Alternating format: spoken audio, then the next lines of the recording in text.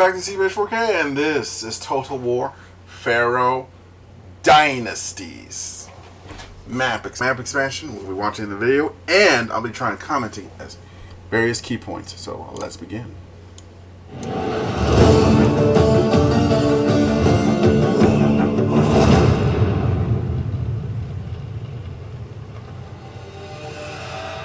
Expanded map. That looks good. The Bronze Age, a time of epic heroes and unending strife. I'm Steve Coleman, joined today by Nikolov, exploring the massively expanded campaign map coming in Total War Pharaoh Dynasties. So, let's start with the top line of everything that's been added to the campaign map. New settlements, factions, what have we got? Yes, what we did was get the campaign map of Pharaoh and expand it significantly to the west and to the east, and a smidgen to the north, with a lot of new factions that you can play as, fight against, or ally. Or now, I have the original video in the description, hopefully. If not, just remind me in the comments. But I do like the fact you got strengths and weaknesses here. You start economy, advice. Okay, they're going through it pretty quickly. Not much I can do about that. I could probably go pause, but I like the fact it's like there are a number of new settlements, about 160 new ones, in fact, and about 100 new factions, I believe. Some of them are major players, major factions, because we minor factions. You'll be able to play as minor factions. That is something very interesting. They haven't done that in a while in Total War. I think they might have done it last in maybe 3 Kingdoms, maybe. I think it might have been the last time we probably saw that might have been in somewhere in Rome or medieval Total War, but. Introduce that distinction in the game with the Dynasty update. There are major factions like the ones that you have already played in Pharaoh, and there are also minor factions that are a lot more in number, and they're mainly there to provide the player with an additional starting position opportunities. They allow the player also to play as significant Bronze Age players, kingdoms or tribes, and also they are there because they are either characters from the Iliad related to the Aegean region, or they are there because they are related to characters from Pharaoh, like Setnacht. Setnacht is Ramesses' father, right? Where does he start? Yes, exactly. This is the father of Ramesses III, and he starts in the Western Desert, very close to the coast of the Mediterranean.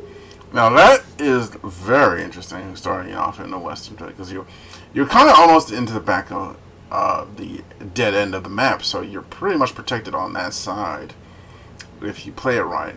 There might be more people there on that side, but you know, I would actually have to get the game in my hands to play it. I don't think I.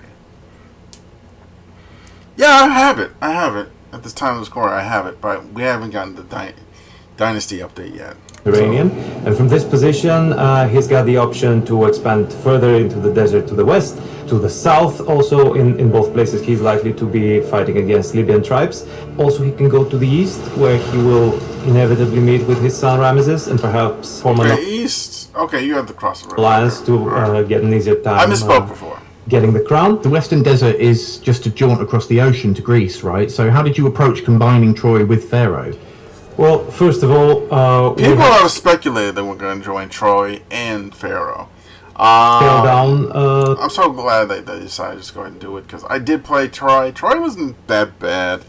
I honestly feel like it has identity crisis. They wanted to make another sort of mythical Total War like they did with Total War and Warhammer, but they didn't know what to do it. But at the same time, they wanted to make a historical one. I think they should have just err on the side of historical and gone that way, because that would have been way more interesting, and then maybe done like a secondary Total War where they did mythical stuff. The campaign map for Troy, in order for it to fit the scale of Pharaoh's campaign map, that means that some settlements have to be dropped, and there are about 80 new settlements that are included in the Aegean portion of the map. We also had to rework some of the character art because we wanted to make them more historic. Their armors were a bit more flamboyant, and I'm looking at you, Hector, and you, Achilles. So another thing that we had to compromise with was the presence of the Amazons. Hector! We could find no feasible. Hector, anybody who saw that movie, like, come on, you had to see that Troy movie at one point. explanation on why they would be present in actual history. Who was Screaming? So there are no Amazons. But you have added the Black Sea? I think it was Achilles screaming Hector over and over again, not Achilles. Yes, we added the Black Sea because we really wanted to have a complete map of Anatolia, and the Black Sea coast is right over there, so there was no reason not to include it. I want to stop any hopes you have right now for naval battles. They did not include them. Not that I could see. Maybe they'll surprise you at the end when they launch it, or maybe they'll decide to do an update with sea battles instead, but they decided not to do sea battles. I used to be okay with that, and I used to even be pro them not taking sea battles out, but after playing a few games of some of the older games and like thinking about it and just like listening to people's complaints about the sea battles being taken out, I'm now of the opinion that sea battle shouldn't have been taken out. You should have worked with it. It would have been hard. It would have had a lot of complications. It would have been rinky and dinky, but forcing yourselves to fix the sea battles would have helped you a great deal going forward in other Turtle Wars. Now you still have the sea battle problem, but you've just sort of put it off. And it's going to have to be solved one day. I don't know how you're going to solve it, but it's going to have to be solved. Also discovered that when we combined the regions from Troy and from Pharaoh, that there is a significant gap right in the middle portion of Western Anatolia, so we had to add a few regions over there. But now Anatolia is complete. You can conquer the whole of it, and you can carve another Hittite empire for yourselves if you want to. And Mesopotamia has been added as well, right? It looks absolutely stunning. What inspired the art style of this region? Are there any landmarks that you're particularly proud of? For Mesopotamia, we really wanted to create the impression of... Now, I actually like this. They're focusing on the historical facts. They're not trying to embellish too many things. They're trying not to make it all flamboyant. They're trying to ground it in historical facts, and I like the that. cradle of civilization kind of place in the world, where you have fertile land surrounded by hostile territory, much like it is in Egypt, but it also had to look and feel distinct from Egypt. And it's not that hard because there is a single great river in Egypt, the Nile, and there are two of those in Mesopotamia, the Tigris and the Euphrates. So right in the middle, you can find yourself a safe zone, a safe area, because both rivers are natural borders that protect you somewhat from invading tribes from the southwest, or those Elamites from the east. They're always there. Like, it sounds like you're constantly trying to defend yourself from attacks on every side of the borders, and I kind of like that. It gives a sense of you're at constant war with everything around you just to survive. That gives a feeling of total war. Yeah. The Elamites.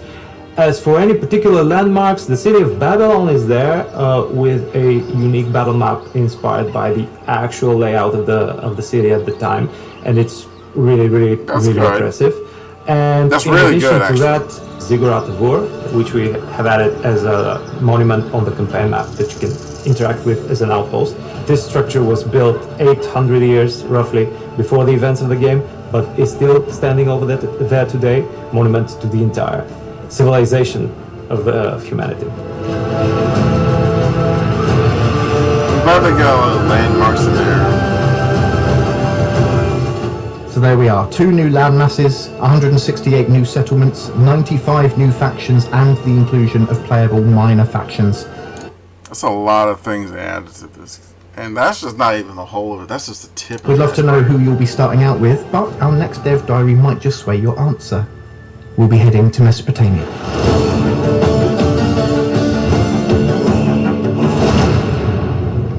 Alright, I'm excited for it. It's coming out July 25th.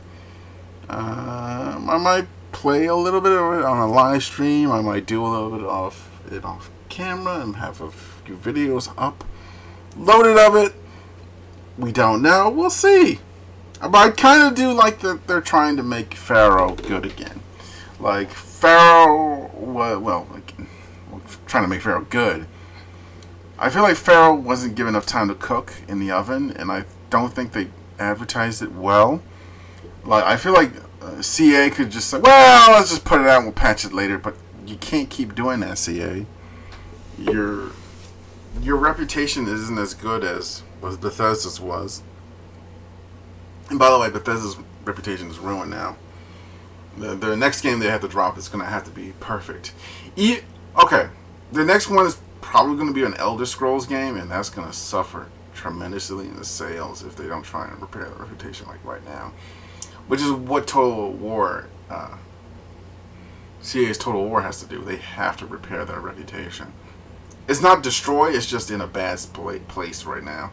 And maybe it'll be better in a couple of weeks, maybe a couple of months, but we'll see.